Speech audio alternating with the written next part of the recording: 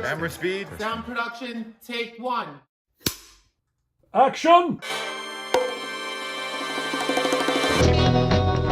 Welcome to From Beneath the Hollywood Sign. If you love old movies, Hollywood history, or the golden age of filmmaking, you've come to the right place. This is the podcast that talks about amazing stories of Tinseltown from another era. Hear fascinating conversations with writer-producer Steve Cubine, who quite literally lives just beneath the Hollywood sign, and actress-writer Nan McNamara. Now your hosts, Steve and Nan. Hey everybody, welcome to another episode of From Beneath the Hollywood Sign. Hi Nan. Hi Steve. I'm excited about today's episode. Me too. And this will be fun because we love fashion. We both do. Yep. Maybe you more than me.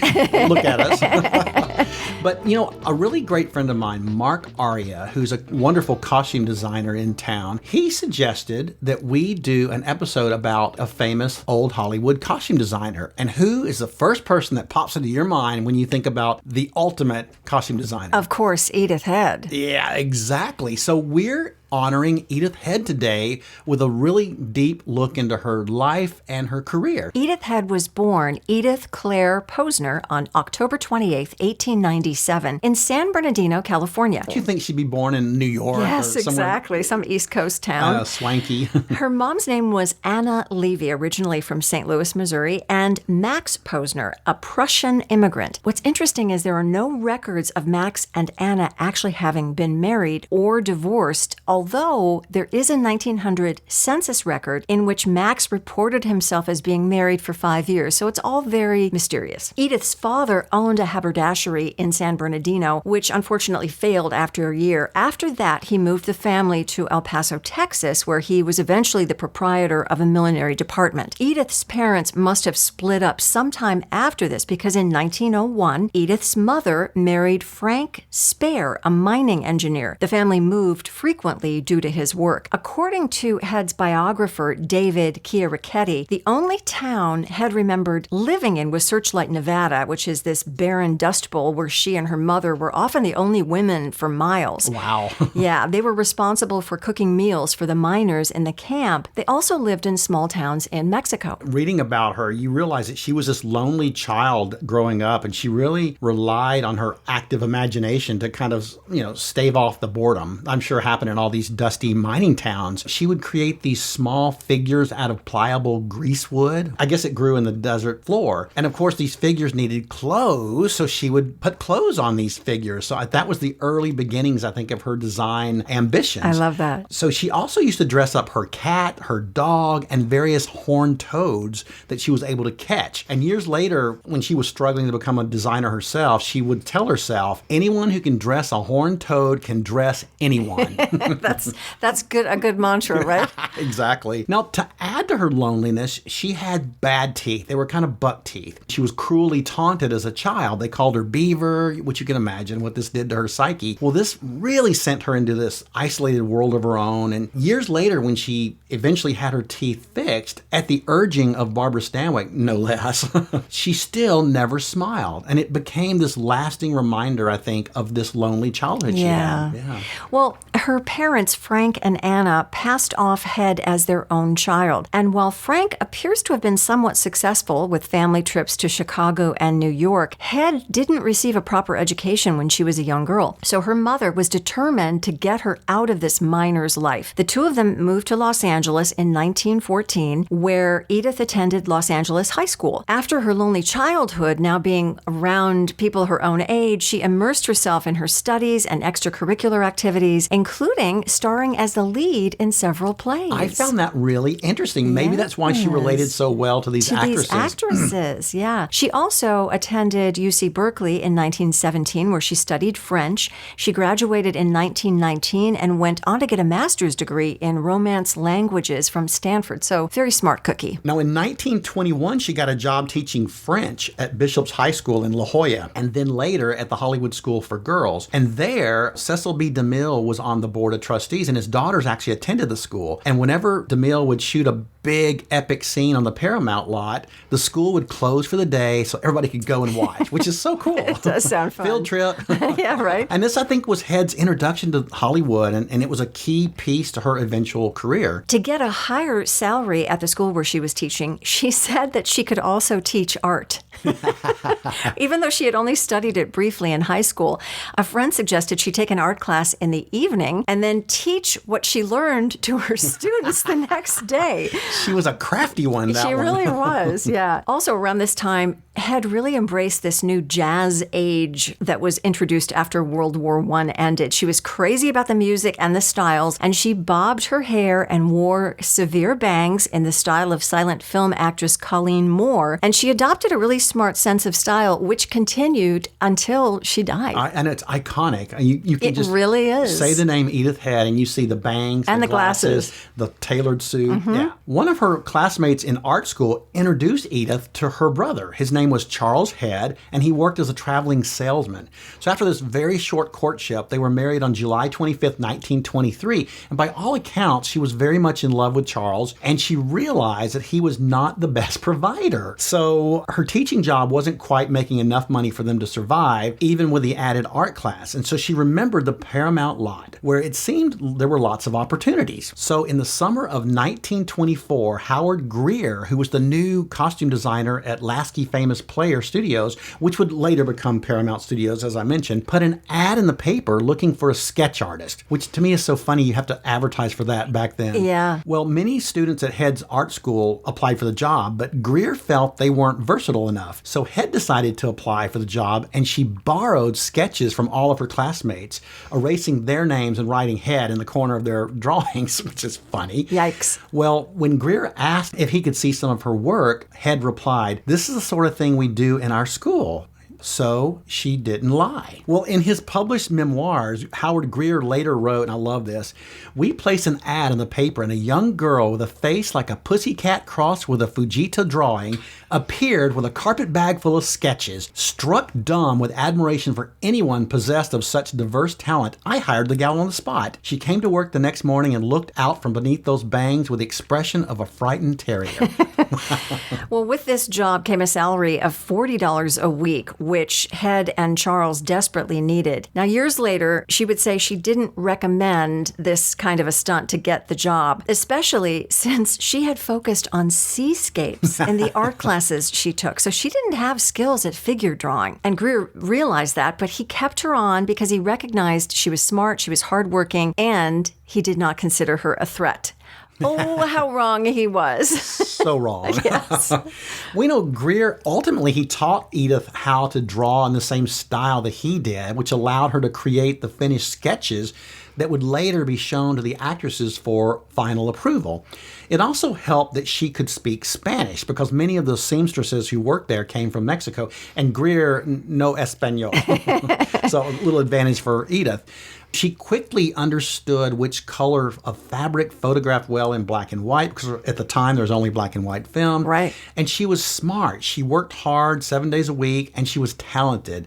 And what she didn't know, she learned. Things began to change in the wardrobe department at Paramount when the studio brought in New York designer Travis Banton to work on a film called The Dressmaker from Paris, 1925. Banton was a high-end designer who had worked with Flo Ziegfeld and the costumes for his Ziegfeld Follies. Banton really cemented his position in the fashion world when screen star Mary Pickford selected one of his dresses to wear for her wedding to Douglas Fairbanks Sr. Not so shabby. Yeah, so his sheer talent and innovation were evident, and this changed Howard Greer's role at the studio. He could see that more of the Paramount stars were requesting Banton, and Greer saw the writing on the wall, so he chose not to renew his contract. Banton was appointed the new head of the department in 1928. Banton took a liking to Head, and he trusted her explicitly. He began giving her more responsibility and began to rely on her design skills, and Head began to sketch in Banton's Banton's style, becoming his protege. Now, interestingly enough, Banton did not see eye to eye with film star Clara Bow, especially on the costume design concept for her character in the movie Wings, 1927. This became a big break for Edith because Banton basically turned Bow over to his very capable assistant. Well, Bow and Head were both modern women in the flapper age, and they hit it off immediately. However, Head was later disappointed to learn that Bow would mostly be wearing these ill-fitted army uniforms throughout the whole movie. So there's her big break, and it's army uniforms. Great. Well, she continued to work with Clara Bow on The Saturday Night Kid, 1929. Appearing in a small role in the film was an up-and-coming Jean Harlow. For her role, Head designed a stunning white satin dress for Harlow that would go on to become her signature look. And can't you just visualize it? It's such a Jean Harlow signature. Right. Yeah. Well, at this point in her career, Edith was becoming frustrated with her role at the studio. She felt that she wasn't really being allowed to work at her potential. Now, in her book, The Dress Doctor, which I think came out in 1959, she wrote about an incident that proved a bit prescient. One night, after Banton had gone home for the evening, Marlene Dietrich wanders into the wardrobe department. She wanted to discuss this hat that Banton was designing for her. Well, Dietrich did not like the design, so she and Head spent the evening redesigning it. Well, Edith confided in Marlene Dietrich about her frustration, and Head said that Dietrich took down her birth date and took it to her personal astrologer, and a few days later she brought back her horoscope, which read, "Better times are coming," and indeed they were. Wow. Head continued to grind and work on her craft in movies such as Love Me Tonight, 1932, starring Jeanette MacDonald and Maurice Chevalier, when she was given the opportunity to design beautiful clothes for Mae West in She Done Him Wrong, 1933. She got the opportunity only because Banton was away in Europe on an extended buying trip. Head loved working with Mae West, who reportedly told Edith, "Make the clothes loose enough to prove I'm a lady, but tight enough to show 'em I'm a woman." That's fantastic.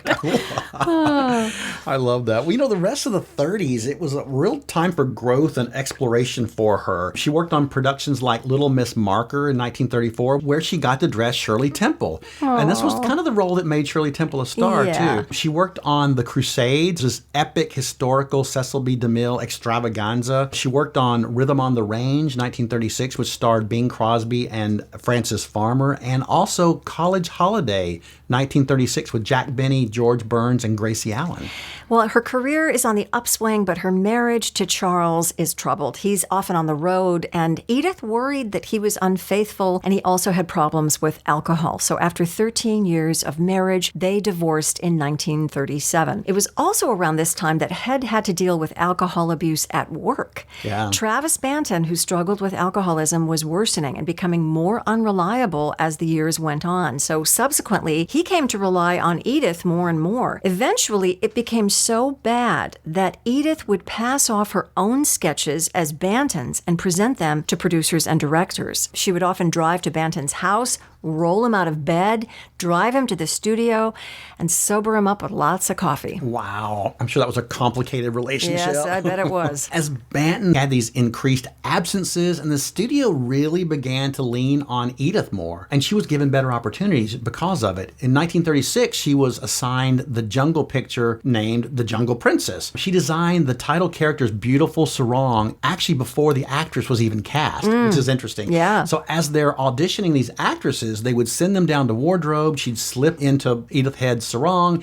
and then they would conduct a screen test. Well, when this former Miss New Orleans named Dorothy Lamour came in, Edith knew that she was the right woman for the sarong. She had this exotic beauty, this dark complexion, and she was just so natural. Lamour often credits that sarong for her entire career, which I love. Yeah. And she also started a trend in women's fashions, and every smartly dressed lady of the era had to have a sarong in her wardrobe. And to this day, sarongs are still popular. Yeah. Another actress who raised a head stock in Hollywood was Barbara Stanwyck. Initially, Stanwyck was insulted that Travis Banton had sent his, quote, assistant to dress her in the film Interns Can't Take Money in 1937. That was the first Dr. Kildare movie with Joel McCrea as Dr. Kildare. However, Stanwyck soon came to respect and admire Head's designs and taste, and at the premiere of Stanwyck's film Stella Dallas, 1937, she arrived with Robert Taylor as her escort. The fans went crazy for Taylor, broke through the police barricades, and swarmed the couple. The cops showed up and mistook Stanwyck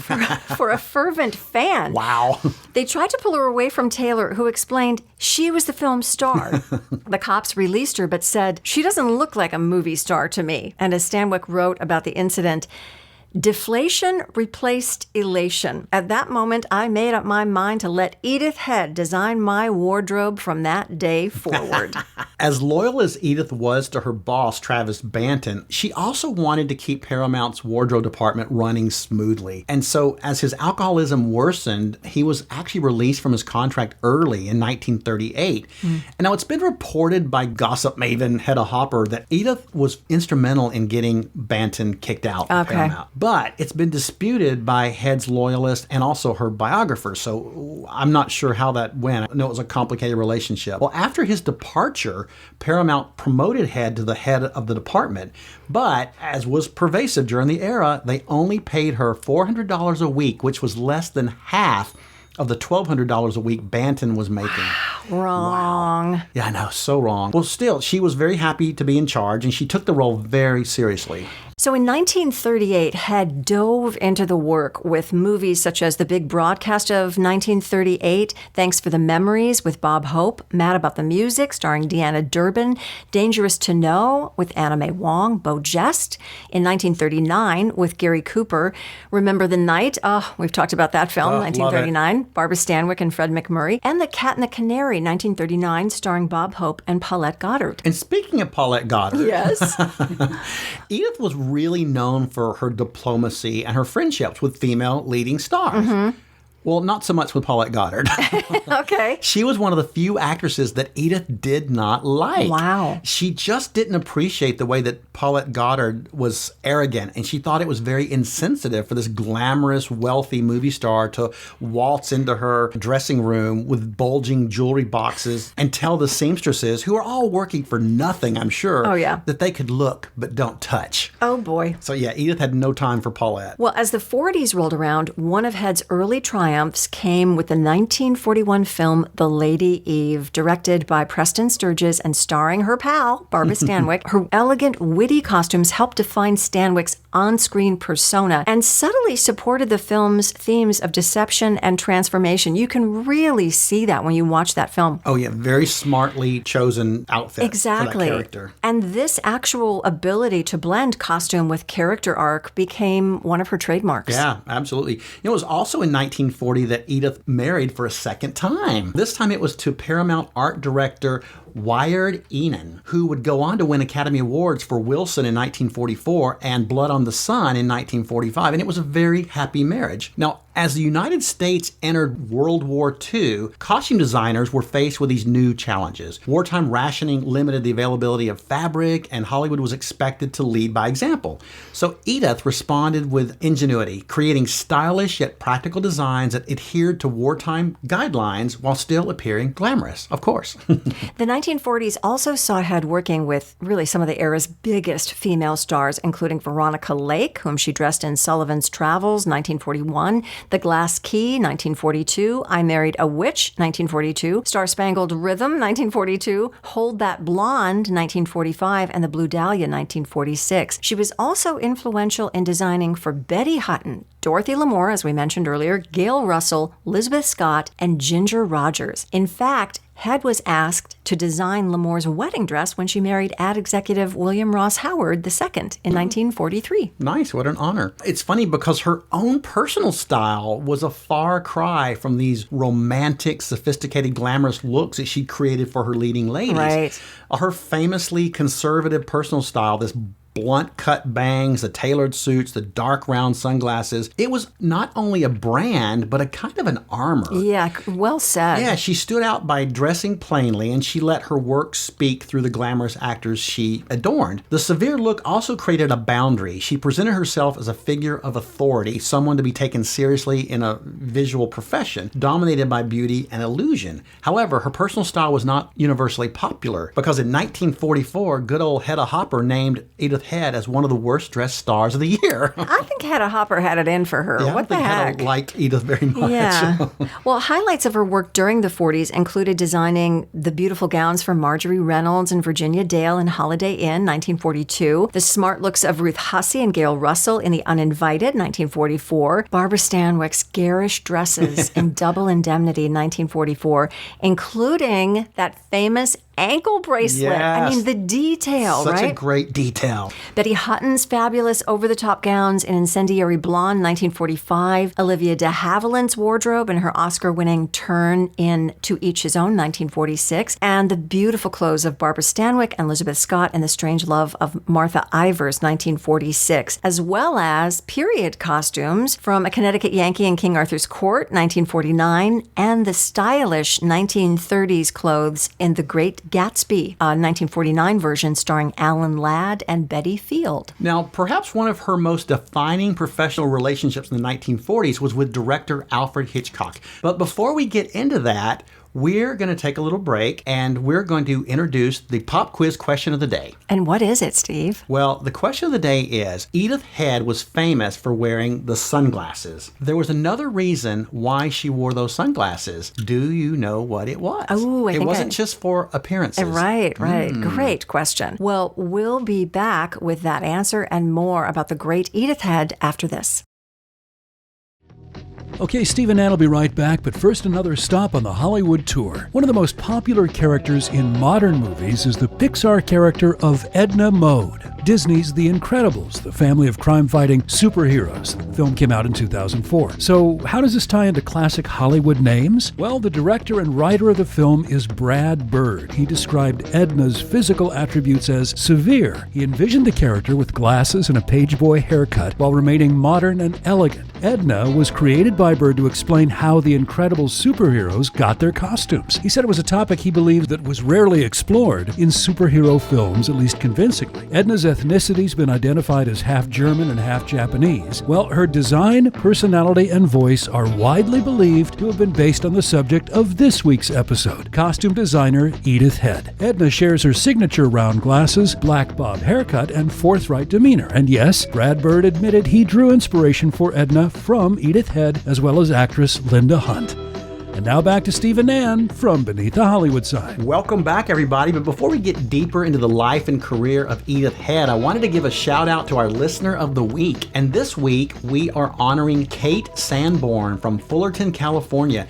Now, Kate's parents got her and her 7 siblings into old movies. She loved Clark Gable as a teenager in the early 80s, and she would take a birthday cake to the Grauman's Chinese Theater in Hollywood every February the 1st to commemorate the King's birthday. Oh my gosh. Isn't that awesome? And she and her friends would sit amongst the tourists and eat cake to celebrate Clark Gable. I love that story so much. And so, Kate, you are our listener of the week. Oh, thank you, Kate. I love hearing people's origin stories of how they got into classic cinema. Yeah, that's a great one. Really fun. Well, we left off with perhaps Head's most defining professional relationship, which began in the 40s with director Alfred Hitchcock. Their collaboration began unofficially with Notorious in 1946. It was actually star Ingrid Bergman who requested that Head be borrowed and brought to RKO Studios to design her wardrobe for the film. I never thought of a costume designer being borrowed. Yeah, because she was a Paramount gal, yeah. Her wardrobe exuded this elegance, authority, and sensuality, and it was all carefully orchestrated by Head. Though Head was not formally credited on the film, it laid the foundation for a partnership with Hitchcock that would span multiple decades and lead to some of her most iconic work in the 1950s. 50s. Well, she capped out the decade of the 40s with the first of her 35 Oscar nominations. Oh my gosh. She was nominated for the romantic comedy The Emperor's Waltz from 1948, which starred Bing Crosby and Joan Fontaine. And she won the Oscar for her meticulous design for The Heiress, 1949, which starred Olivia de Havilland. Such a fabulous film. Yeah. Now, during the 50s, Head solidified her status as one of Hollywood's most influential and prolific costume designers. I mean, she'd already established herself at Paramount, and she became this defining force in shaping the visual aesthetics of post-war American cinema, particularly in the realms of glamour and sophistication. Her work in the 1950s exemplifies the intersection, I think, of fashion,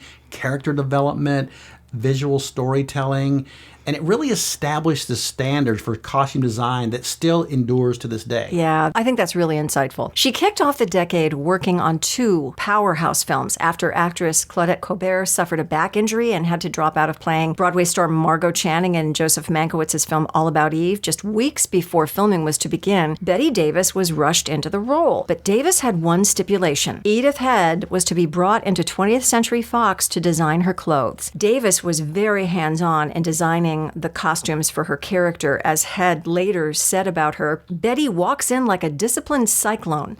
You don't discuss details with Bette Davis. She shows you how she is going to do the part, how she is going to throw herself on the bed, sit on a desk, or whirl around and walk out in a huff.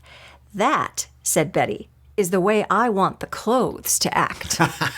I love that. Isn't that great? You know, she also worked on, I mean, talk about iconic. Yeah. She also worked on Billy Wilder's Sunset Boulevard, also 1950. And she created the stunning clothes for faded movie star Norma Desmond, played to perfection by Gloria Swanson. Swanson loved collaborating with Edith and even shared some of the wardrobe tricks that she'd learned over the years, like how to make the 5'0" star seem a little taller. Wow. Nice trick. Yeah. When the Academy Award ceremony rolled around that year, Edith found herself nominated not once, but twice for Best Costume Design in Black and White for the film All About Eve and Best Costume Design in Color for the film Samson and Delilah, where she designed Hedy Lamar's flowing biblical gowns. The following year, Head designed Elizabeth Taylor's gorgeous gowns for A Place in the Sun, including that famous white strapless gown that was soon rushed into production in department stores everywhere. I mean, everyone was wearing that dress. For her efforts, she won another Academy Award. And for those who are keeping score at home, that's her 4th Oscar win out of 5 nominations. Wow, unbelievable. Yeah. I think maybe her most famous collaboration of the 50s was with actress Audrey Hepburn, particularly in Roman Holiday in 1953 and Sabrina in 1954 and Funny Face 1957.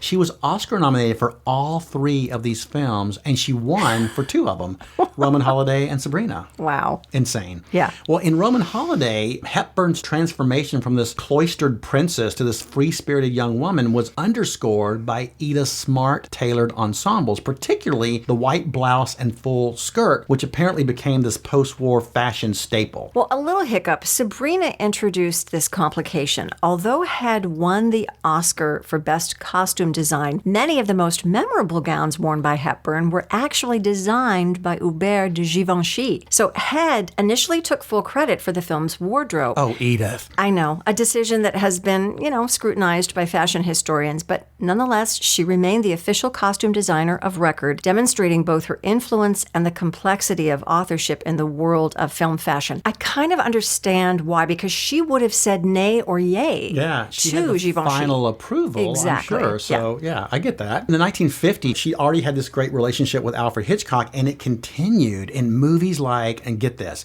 Rear Window, 1954, To Catch a Thief, 1955, for which she was Oscar nominated. The Trouble with Harry, also 1955. The Man Who Knew Too Much, 56, and Vertigo, 58. I mean, her designs for these characters were visually unforgettable. You can see them in your mind's eye. Yeah, absolutely. In Rear Window, Head dressed Grace Kelly in a series of ultra-sophisticated outfits that communicated both the character's high society background and her yearning for a more adventurous life. I want that wardrobe that Grace Kelly had in that film. Yes. It's amazing. That black and white chiffon gown worn in the opening scenes became emblematic of the new look elegance that dominated 1950s fashion. To Catch a Thief, again featuring Grace Kelly, this time in dazzling Riviera glamour. I love that Riviera glamour. Yes. I want some Riviera glamour. I know, me too. I want to be in the Riviera. Head used pastels and flowing fabrics to frame Kelly's aristocratic beauty, particularly that ice blue gown she wears at the Masquerade Ball, which remains one of Head's most admired creations. Yeah. In Vertigo, she helped craft the disturbing psychological arc of Kim Novak's dual roles. Remember, she played Madeline and she played Judy. Through the use of color and symbolism and tailoring, that's how she did it.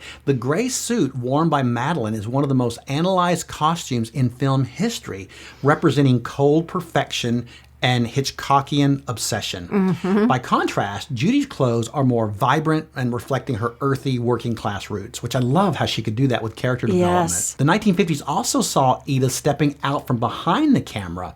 Her trademark look, we've all talked about the bangs, the glasses, the conservative suits. It became instantly recognizable. She published her first book, The Dress Doctor, in 1959, which offered fashion advice with wit and authority, and she made regular appearances on television and even lent her name to commercial endorsements, which was a rare move for a behind-the-scenes artist. Other highlights of Head's design in the 50s included Ace in the Hole, 1951, where she created the worn-out look of Jan Sterling. The Greatest Show on Earth, 1952. She earned yet another Oscar nomination, featuring elaborate circus attire. She could really do everything. Oh, everything. I mean, she dressed stars like James Stewart, Charlton Heston, Betty Hutton, and Gloria Graham. Shane, 1953, with Alan Ladd, Jean Arthur, and Van Heflin. White Christmas. The best. 1954, those iconic matching Christmas costumes of Rosemary Clooney and Vera Allen. The Rose Tattoo, 1955, where she garnered yet another Oscar nomination and featured Anna Magnani's earthy clothes. The Rainmaker, 1956, where she designed for Katharine Hepburn. The Ten Commandments, 1957, which earned her another Oscar nomination.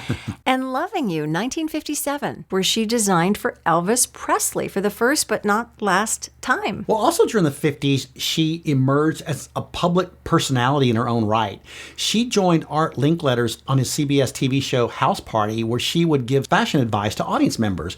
This put a face with her name and was the beginnings of Head becoming a celebrity in her own right. She frequently appeared in the press and on television, and she discussed trends and fashion, and she also gave lots of fashion advice. So she was becoming a personality. Mm-hmm. The 1960s were a time of dramatic change in fashion, when you think about it. Oh, yeah.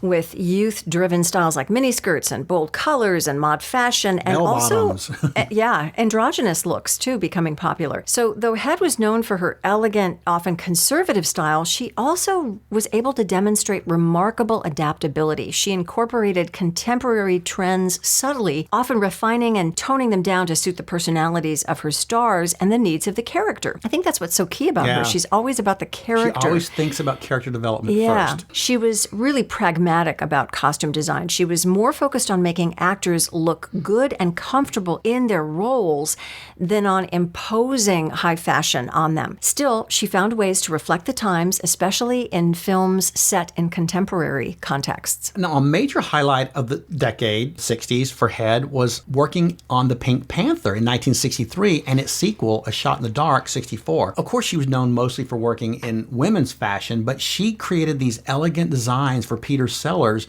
that really contributed to the stylish European aesthetic of the films, and it complemented the comic tone which subtly defined characters through these wardrobes. She also succeeded in designing Western wear for James Stewart and John Wayne in The Man Who Shot Liberty Valance, 1963, winning herself yet another Oscar nomination. Besides Audrey Hepburn and Grace Kelly, another muse of Head's during the 1960s was Natalie Wood. Yes. Head worked with Wood on 6 films during this decade, including Love with a Proper Stranger, 63, for which she received an Oscar nomination, Sex and the Single Girl, 1964, Inside Daisy Clover, 65, another Oscar nom. And classic looks you can just see in your mind. It's so classic. The Great Race, 1965, Penelope, 1966, and This Property is Condemned, also in 1966. Head felt that Wood brought a youthful energy to her design and that Natalie really knew how to wear clothes. Oh, she really did. Another, and I love this, unlikely collaborator for Edith in the 60s was Elvis Presley, we just mentioned. Now, during this decade, she worked on several of the King's films.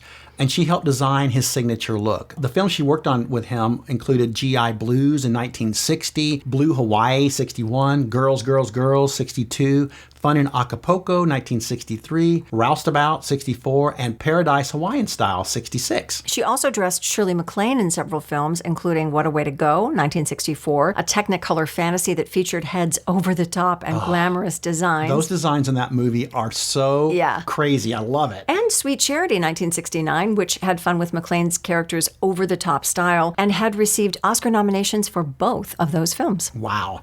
As television became more prevalent in everybody's homes, Edith dipped her toes into the medium by designing, and I love this, she designed those colorful, flamboyant dresses worn by Andorra, played to perfection by Agnes Moorehead in the TV series Bewitched. I had no idea. I didn't know that either. I love that. And she was also personally asked to design Elizabeth Taylor's wardrobe when she and her then husband Richard Burton guest starred on The Lucy Show in that now iconic episode where Lucy gets Elizabeth Taylor's big stinking diamond ring stuck on her finger. Remember that? I do.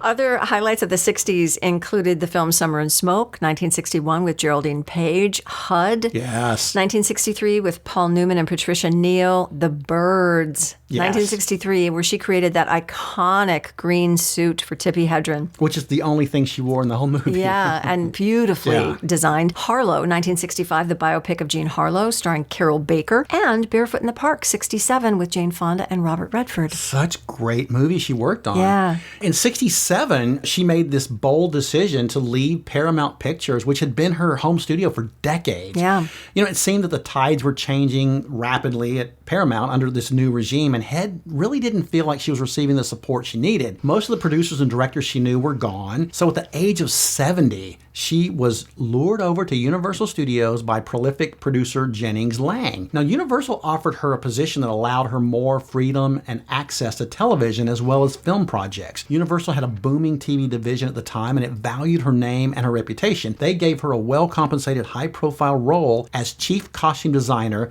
and she became a sort of ambassador for the studio, which is very cool. Something that Paramount was no longer willing to offer her. She ended the decade of the 60s designing the iconic Butch Cassidy and the Sundance Kid, 1969, with Redford and Newman and Catherine Ross. And she worked on another Alfred Hitchcock film, Topaz, 1969, this time at Universal. During the 70s, Head, who's already this legendary figure in Hollywood costume design, she continued to work prolifically, demonstrating her adaptability to the changing film styles, and she really maintained relevance in a decade defined by shifting cinematic tastes. Edith was also instrumental in the big disaster movie movement of the 70s, which I don't think a lot of people knew this, which I love this. I mean, she was up to her little black bangs in old movie stars when she signed on to do I call it the forefather of the modern disaster movie, Airport, 1970. And it makes sense. You would have someone who knows how these older stars should be treated and what they want. Them probably in their prime. And she knew them, yes. Well, it was an all-star cast. I mean, it was Burt Lancaster and Dean Martin, Gene Seberg, Jacqueline Bisset, George Kennedy, Helen Hayes, who won an Oscar, Van Heflin, Maureen Stapleton, Dana Winter, Barbara Hale, and Lloyd Nolan. What a lineup. I know it. And her design for the flight attendant's uniform was so well received that Edith received an offer from Pan Am Airlines to design their uniforms. And she had previously designed uniforms for Delta Airlines in 1959. Now for Airport, imagine this, she was Oscar nominated yet again.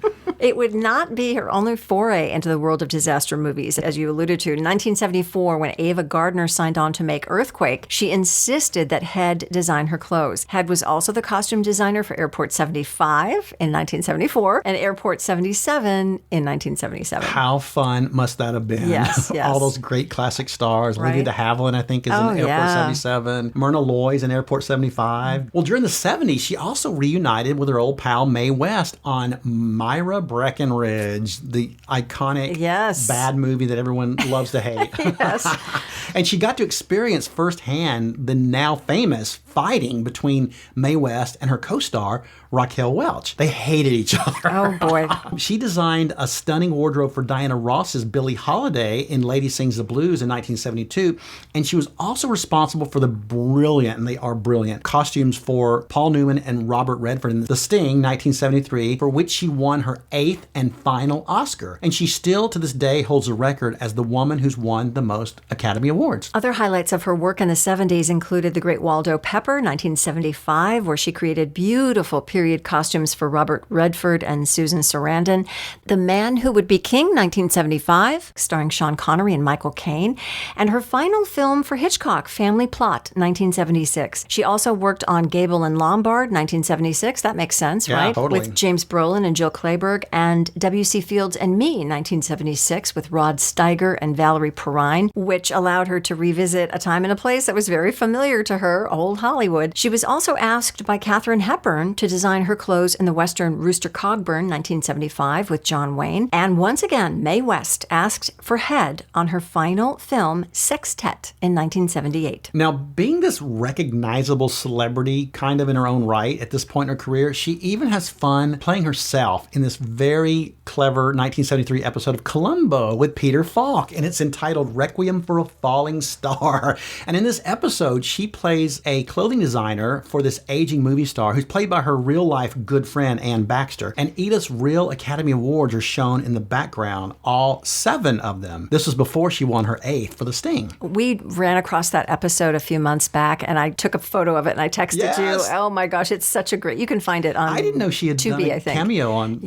Columbo. So I loved fun. it. Well, in 1979, Wired Enan, her beloved husband of nearly 40 years, passed away from cancer. This was devastating to Head, who threw herself into her work as she began to think about her legacy. And as the 80s rolled around, Head was well into her 70s, but really showed no signs of slowing down. She mentored young costume designers and continued working into the early 1980s. Her final film, Dead Men Don't Wear Plaid, 1982, starring Steve Martin, paid homage to the noir films she had helped define decades earlier, blending new footage with classic black and white clips. It's so cool to see it, too. If you haven't seen that movie. After suffering from myelofibrosis, which is this incurable bone marrow disease since the early 70s, Edith died on October 24th, 1981, just 4 days before her 84th birthday. Her funeral was attended by a number of Hollywood stars and colleagues, including, it was a who's who of Hollywood. Elizabeth Taylor was there, Paul Newman and Joanne Woodward, Jane Wyman, Loretta Young, Janet Leigh, George Papard, Richard Zanuck, Lou Wasserman, and designers Ray Agayan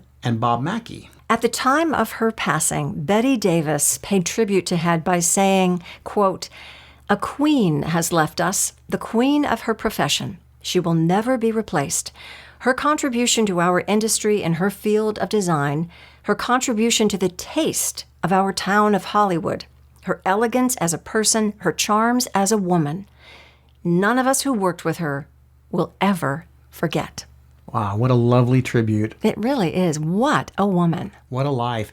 And I wish we knew more about her personal life, but she was so famously guarded about her childhood and her upbringing and her personal life. So we don't have a lot to share about that, but I think the mark she left on the film industry is just indelible. Yes. I think costume designers to this day are so influenced by her. Right. Well, this has been a really fun journey. Let's find out the answer to this week's Hollywood Pop Quiz. Well, of course, the question was, part of Edith Head's signature look involved these stylish dark glasses. Well, they just weren't for looks. Why did she wear these dark glasses? I know you know this. Yes. You want to tell them? Well, it's because she was looking through the glasses so that she could see what the fabric would look like on black and white film. Exactly, because the color film wasn't quite there yet. Yeah. So she had to know what these, designs looked like in black and white. So Right. she wore the glasses. Yeah, Very and now clever. lots of celebrities wear those blue glasses. Probably for another reason, though, now. Exactly. Well, thanks, everybody, for listening, and we would appreciate it if, wherever you listen, if you would give us a 5-star review. And follow us on social media. Our handle is @FromBeneathTheHollywoodSign. You can find us on Facebook, on Instagram, and you can watch the podcast on YouTube. And we'd love to hear from you. You can email us at info@FromBeneathTheHollywoodSign.com. That's this week's view. From Beneath the Hollywood Sign. You've been listening to From Beneath the Hollywood Sign with Steve Cubine and Ann McNamara, the podcast that celebrates amazing stories of Tinseltown from its golden era. Join us next week for another episode. and learn something else about Hollywood you probably never knew. Take a moment and give us a 5-star rating and a positive review, and tell your friends about us too. It'll help grow the podcast. Visit Steve's website at FromBeneathTheHollywoodSign.com. The executive producers are Steve Cubine and Nan McNamara. Executive producer and post-production supervisor Lindsay Schnebley. Associate producer and researcher John Price Ritchie. This podcast is part of the Airwave Media Podcast Network. Visit airwavemedia.com to listen and subscribe to their other fine shows like The Box of Oddities and The Shallow End with Schnebley and Toth. Copyright 2025. All rights reserved. That's a wrap.